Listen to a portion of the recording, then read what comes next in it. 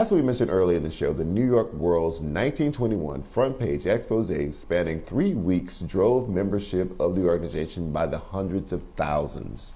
Author of Ku Klux Culture, Dr. Felix Harcourt, described it as a mutually exploitive relationship. But what was the approach of the black press? What did they have to lose or gain by printing news about the Klan?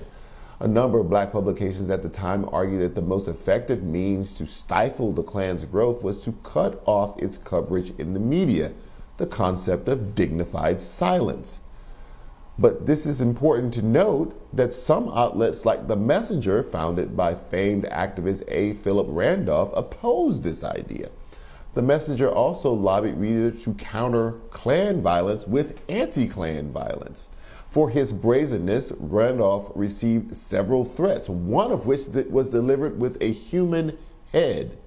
The Washington Bee declared that all papers should publish the facts that the Klan's ridiculous and antiquated masquerade and of its threats to civilization, calling it a falsehood that opposing the organization equated to its promotion.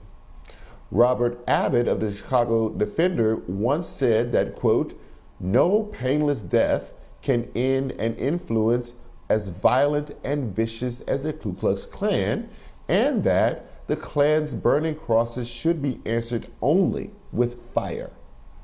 The Savannah Tribune focused on covering the NAACP's effort to neutralize the Klan, an approach mirrored in the NAACP's Crisis magazine. For the black press, what was congruent in all of these approaches was to not legitimize the organization as they felt the white press had done. At the core of each strategy was the desire by black publications not simply to cover or not cover the Klan, but to understand how publicity was playing a role in its growth and from where that publicity was rooted. What many of them understood was that publicizing black opposition by the Klan was not an effective way to combat white supremacy, because it was only when organizations started to target white, Jewish, and Catholic Americans that they even made headlines in this way. So today, we are dedicating an entire show to addressing the shadow of the Klan and how its second emergence came to be.